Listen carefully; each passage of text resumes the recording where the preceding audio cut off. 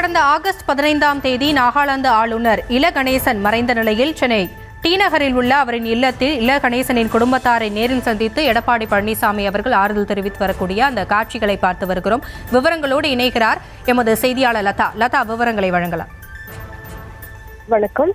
கடந்த 15ஆம் தேதி இல கணேசன் மறைந்த நிலையில் தற்பொழுது தியாகராய நகரில் இருக்கக்கூடிய இல கணேசனினுடைய இல்லத்திற்கு வருகை தந்த அதிமுக பொதுச் செயலாளர் எடப்பாடி பழனிசாமி இல கணேசனினுடைய குடும்பத்தாரை நேரில் சந்தித்து ஆறுதல் தெரிவித்து வருகிறார்.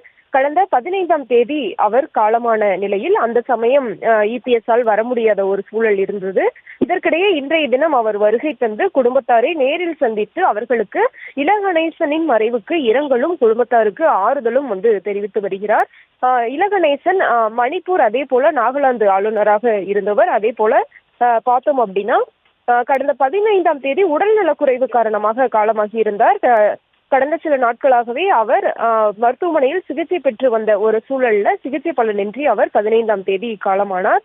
அதற்கு பிறகாக அரசியல் கட்சி தலைவர்கள் பலரும் அவரினுடைய இல்லத்திற்கு வருகை தந்து நேரிலும் அதே போல தொலைபேசி வாயிலாகவும் இரங்கல்களையும் ஆறுதலையும் தெரிவித்து வந்த ஒரு சூழல்ல அந்த சமயத்தில் இபிஎஸ் சுற்றுப்பயணத்தில் இருந்த ஒரு காரணத்தினால் நேரில் வர முடியாத ஒரு சூழல் என்பது இருந்து வந்தது. இதற்கிடையே தற்பொழுது தியாகராய நகரில் இருக்கக்கூடிய இல கணேசனினுடைய இல்லத்திற்கு இபிஎஸ் நேரில் வருகை தந்து அவரினுடைய குடும்பத்தாரை நேரில் சந்தித்து ஆறுதல் தெரிவித்து வருகிறார்.